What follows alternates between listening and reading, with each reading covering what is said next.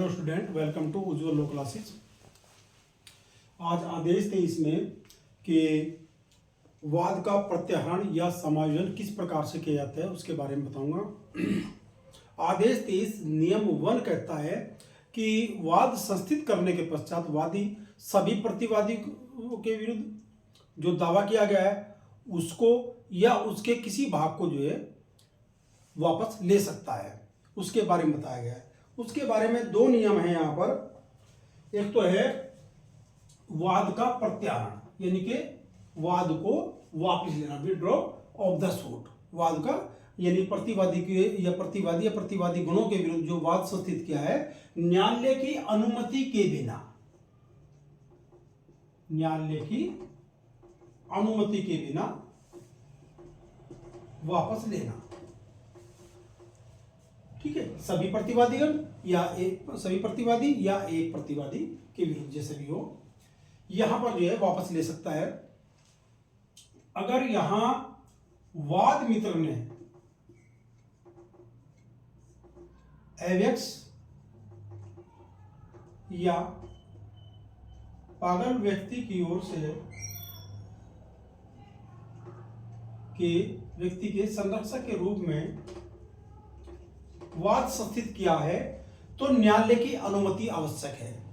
और यहां पर वाद मित्र विद एफिडेविट, शपथ पत्र जो है न्यायालय के समक्ष इस बात को दिखावेगा कि वापस लेना, वाद का वापस लेना यानी कि विड्रॉ ऑफ द सूट जो है एवेक्स और पागल व्यक्ति के फायदे के लिए है, तब न्यायालय उसको अनुमति देता है। और यहां पर एक बात और बताई गई है 1:1 में 23:1 में कि एडवोकेट जो है, जो प्लीडर है, प्लीडर भी ये प्रमाण पत्र देगा कि वाद का लिया जाना एवेक्स या पागल व्यक्ति के फायदे के लिए हित में है, तो वहां पर न्यायालय जो है वाद को वापस लेने की अनुमति दे सकता है इसमें। और वैसे जनरली क्या नाम जो है वादी ले ही सकता है अगर ये ना हो तो। दूसरी बात है इसमें ही अगर एक बार न्यायालय की अनुमति के बिना अगर वापस ले लिया गया, वाद वापस ले लिया गया, तो फिर उन्हीं तथ्यों के आधार पर नया वाद संस्थित नहीं हो सकता। यह मोस्ट इंपोर्टेंट चीज है। अगर वाद का प्रत्याहरण कर लिया गया वादी द्वारा तो वहां उन्हीं तथ्यों के आधार पर नया वाद संस्थित नहीं हो सकता। नंबर 2, वाद से प्रत्याहरण, withdrawal from the suit, from the suit. ये आदेश 23 रूल 1 के सब रूल 3 के अंतर्गत है। इसमें जो है किसी औपचारिक त्रुटि के कारण वादी का वाद निसफल हो सकता है, फेल हो सकता है। इसीलिए वादी जो है न्यायालय की अनुमति से वाद को वापस लेता है कि मैं उन्हीं तथ्यों के आधार पर दोबारा वाद करूंगा।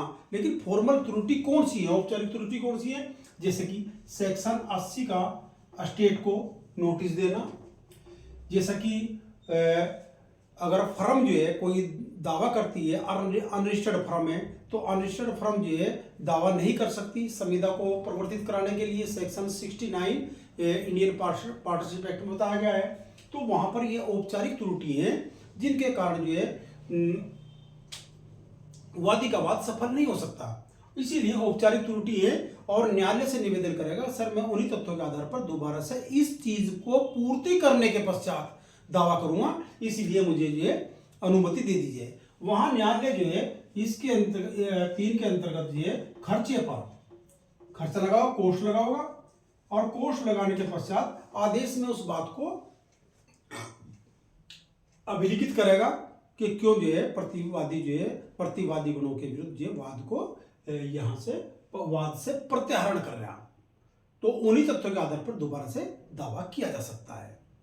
ऑर्डर 23 रूल 1 के सब रूल 3 के अंतर्गत। लेकिन अगर ऑर्डर 23 रूल 1 के अंतर्गत वादी ने न्यायालय की अनुमति के बिना वाद वापस लिया है तो वहां वह उन्हीं तथ्यों के आधार पर न्याय दावा नहीं कर सकता। यह बात बहुत ही महत्वपूर्ण है भाई इसके लिए।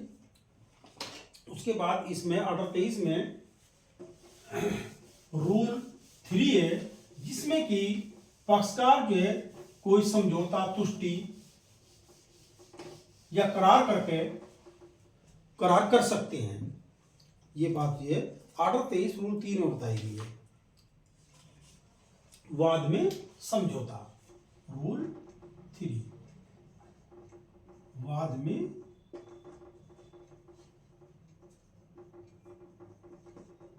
यहां पक्षकार आपस में कोई करार,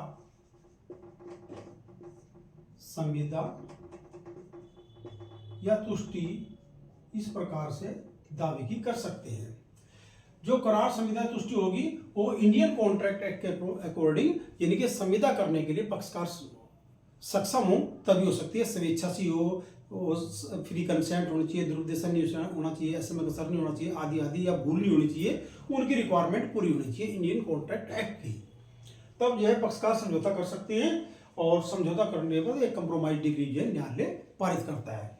ये पक्षकारों के मध्य जो एग्रीमेंट होता है केवल न्यायालय की उस पर जो है मोहर होती है, वहां मामला गुण दोष के आधार पर पारित नहीं जाता। इसीलिए समझौता डिग्री जो है, जो समझौता डिग्री होती है वे रेजुडिकेटा सेक्शन 11 से बाहर भी नहीं करती, यानी कि रेजुडिकेटा लागू नहीं होता समझौता डिग्रियों में।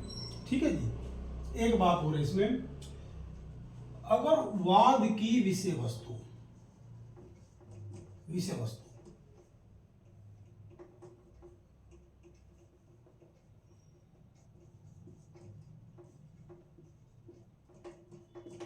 है, क्या उसी के बारे में समझौता कर सकते हैं, या पक्षकारों के मध्य अगर यहां विवाद नहीं है लेकिन वो विवाद हो सकता है तो उसमें भी समझौता कर सकते हैं।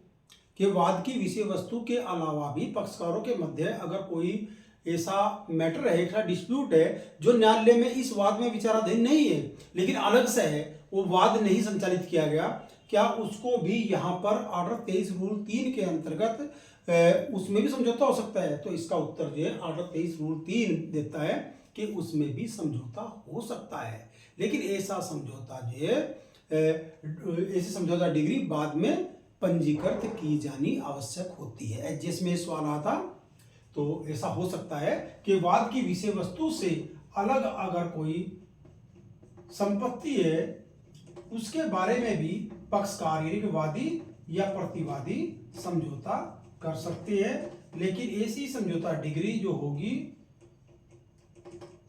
डिग्री का बाद में जो विषय वस्तु नहीं है उसका पंजीकृत होना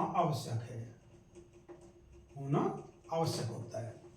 अब यहां जो समझौता हो गया और दूसरा पक्षकार कहता है कि ये तो एसएमएस असर में कराया गया, कपट द्वारा कराया गया या अन्यथा भूल द्वारा कराया गया, तो वो आपत्ति कहां कर सकता है? ऑर्डर 23 का ही परंतु है वह जो उसी न्यायालय में, वह पक्षकार उसी न्यायालय में आपत्ति कर सकता है। अगर यहां आपत्ति ना करे तो उसकी अपील भी हो सकती है। अपील सेक्शन 96 के में होगी, सेक्शन 96 है वहां पर जो है यहां समझौता डिग्री की अपील हो सकती है। 1 के अंतर्गत 96(1) में अपील हो सकती है और उसकी सुनवाई जो है जो होगी ऑर्डर 43 रूल